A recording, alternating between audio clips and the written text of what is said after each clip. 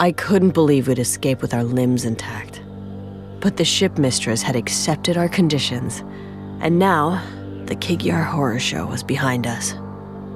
We were alive, and thankfully, clear of the Jackal perimeter. I've finished analyzing the atmospheric readings from Ari's data chip. You're helping now. I thought you were a company man. I am, but I knew you were just going to ask Mshak to do it, so I thought it might as well get done properly.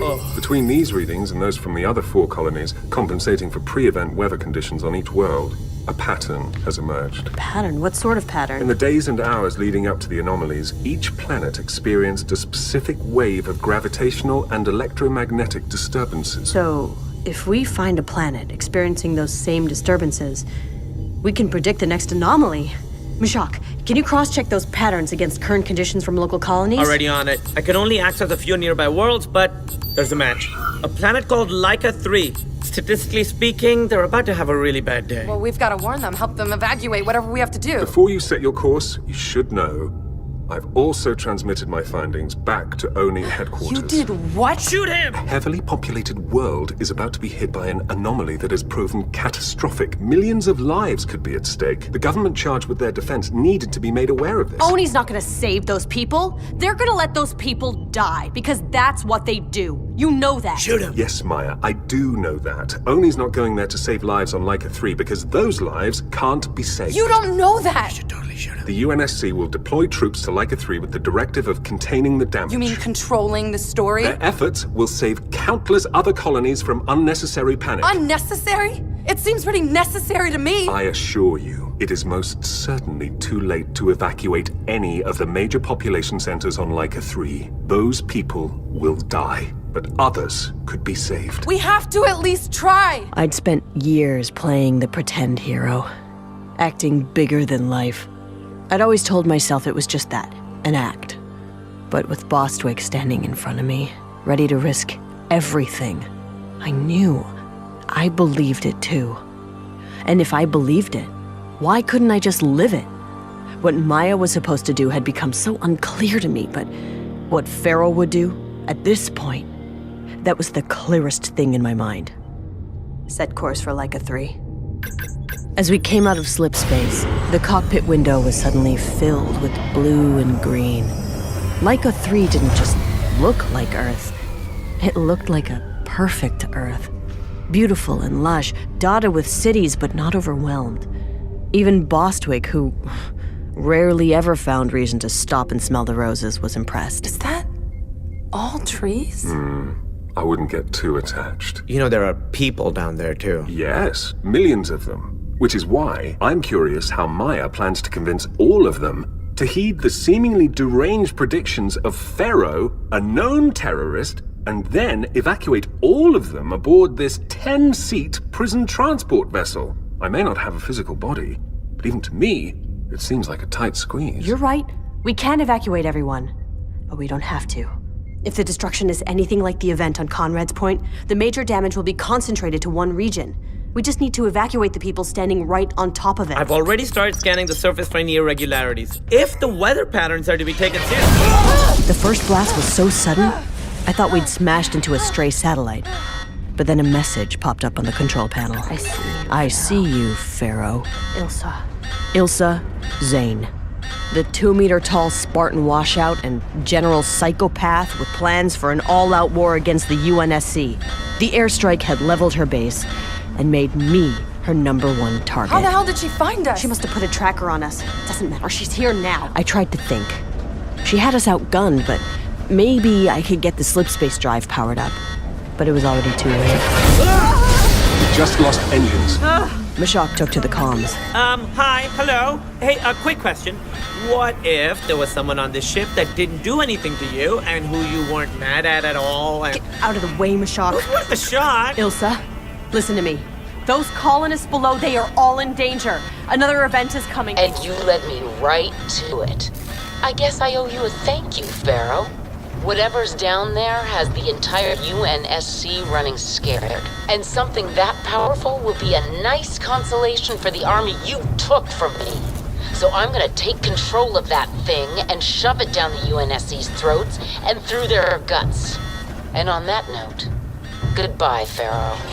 I threw us into a dead dive as fast as I could, but Ilsa had already crippled most of our systems. Maya, give me the controls. Why? So you can intentionally crash us into the ground? No, so I can save your life. You do not have the ability to land this ship at these speeds and with this damage, but I do. I could hear the burn of re-entry all around me. We hit the atmosphere at an insane speed, and the ship's hull was barely holding together. If the ship explodes, we're dead. But he's fine. He'll just wake up back at Oni. Maya, I promise you, I do not want to see you damaged. You can't land this ship. I can. I could feel the ship heating up around me. Smell the door seals starting to melt and bend. Fine! Go! I turned the navigation controls over to BB and closed my eyes as the G-forces built up inside my body. And then, everything was just black. Or white? I can't remember. It's all fuzzy. The harder I try, the more it slips away. The only thing that seemed real was fire. And then earth. And then the sky. The next thing I remember was the feeling of cool sheets against my skin. Then the smell of grass, melting snow. I didn't want to open my eyes. Everything felt so good, safe. For a moment, it felt like it had all been a dream. I was waking up back at the cabin. My dad would walk in any moment and wake me with the quietest whisper. I heard his voice as I opened my eyes. Good morning, dear. The glow of morning sunshine was soft and calm around him. He was standing above me. All I saw at first was that affectionate gaze. I was stuck in his eyes. But the world was coming into focus slowly, and I saw him. Tight, pale skin, scraggly beard, and no eyebrows. I'd seen him before, in a video Mshak showed me back at the safe house.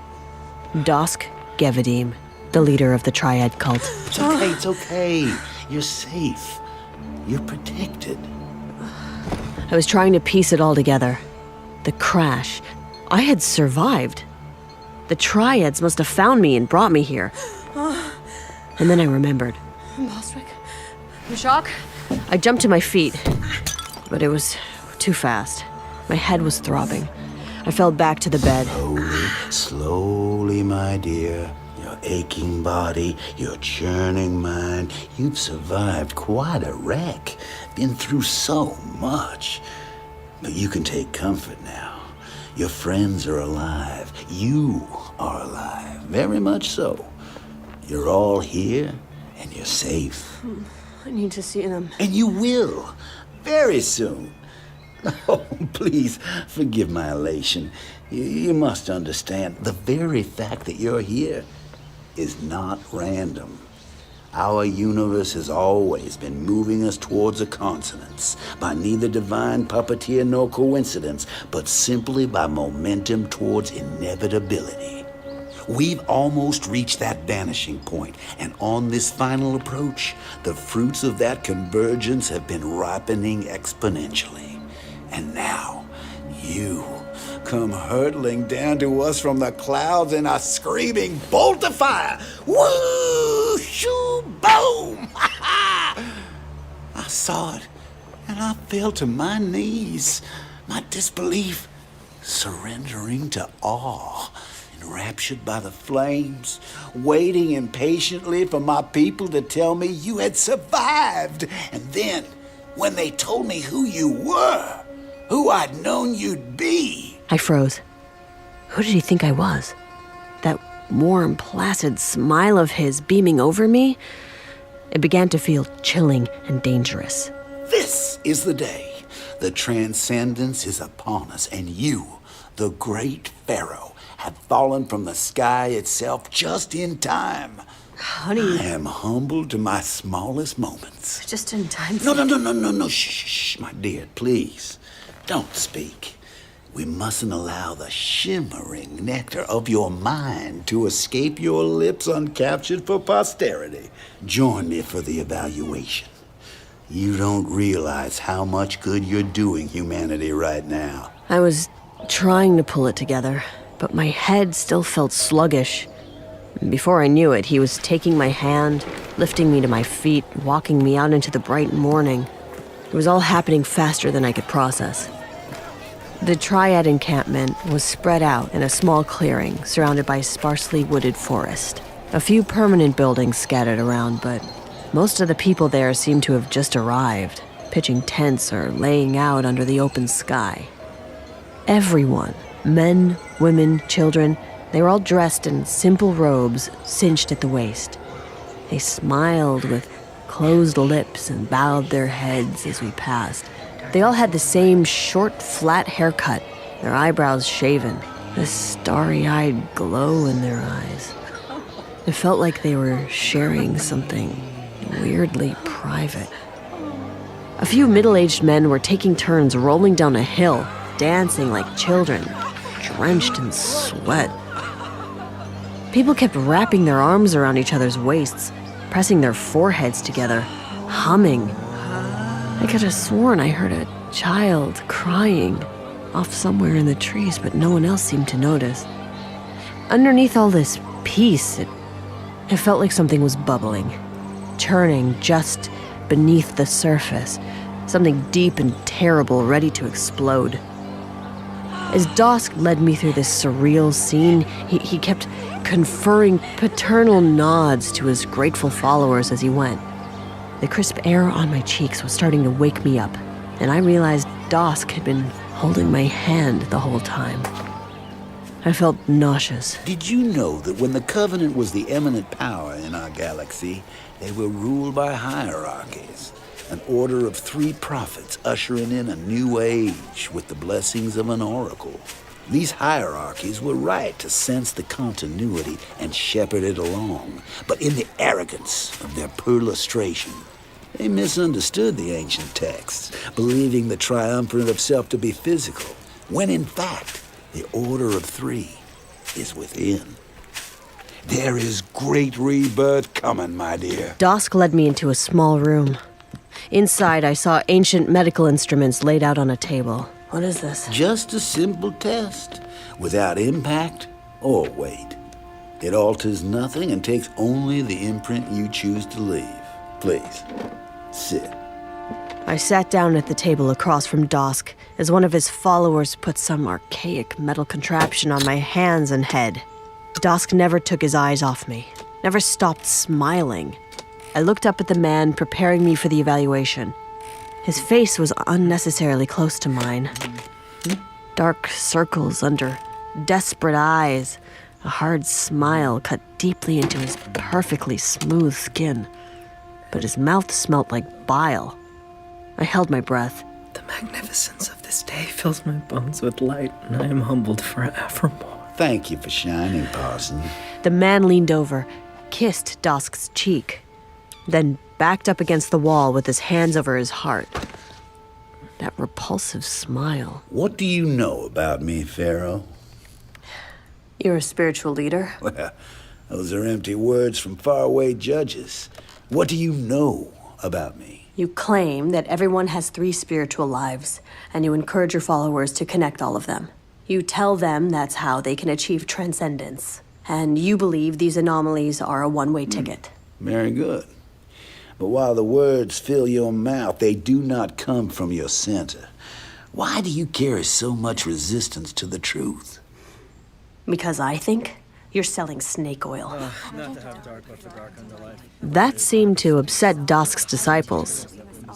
He raised his hand, and they stopped. Please, continue. You've created a self-justifying belief system and shrouded it in mysticism. Then you use it to prey on desperate people. I prey on no one. Everyone here has come of their own free will. Everyone here cues off you. Because your philosophy somehow always requires your personal guidance. That's how you set it up. You're always moving the target, so they always need you. That makes you a predatory charlatan. Actually, you know what I think, Dasc?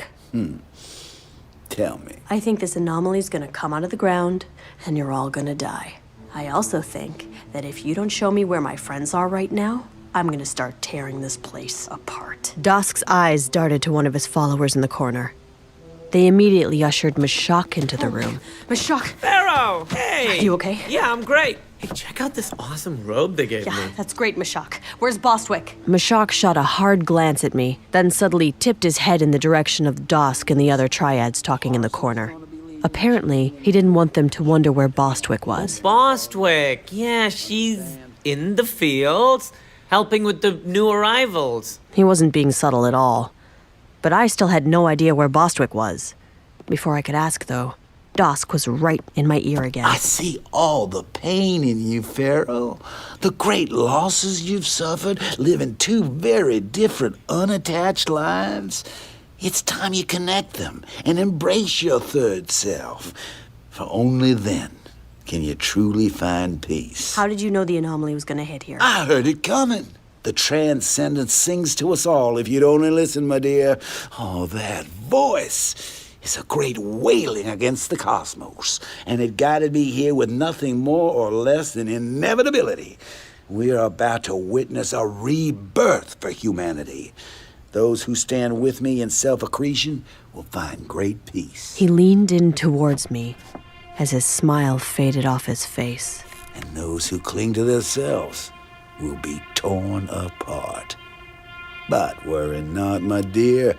I'm not gonna let that happen to you. His face perked up again instantly as he turned quickly and breezed out of the room with his disciples on his heels. Mshak, we need to go now. Okay. As I turned towards the door, I noticed half a dozen men had come and were outside standing guard. Dasc wasn't gonna let us leave. I was scanning the room, looking for another way out, when the men outside started moaning. Cry out, my sweet children. Yes, yes. Dasc entered the room again and extended his hand to me. FERO, falling from the sky, rise and join me, for you are among the fortunate who will bear witness. They led Mshak and me out into the clearing. All of the followers were spread around, standing and moaning, arms reaching. I didn't know what they were reaching for.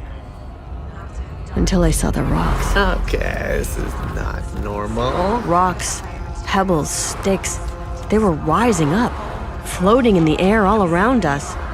I felt my feet starting to get light on the ground. Gravitational interference. It's starting.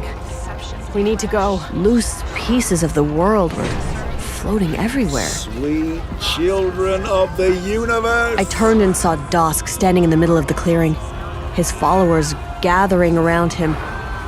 Suddenly, Dasc was levitating, 3 feet above the grass, his eyes to the sky.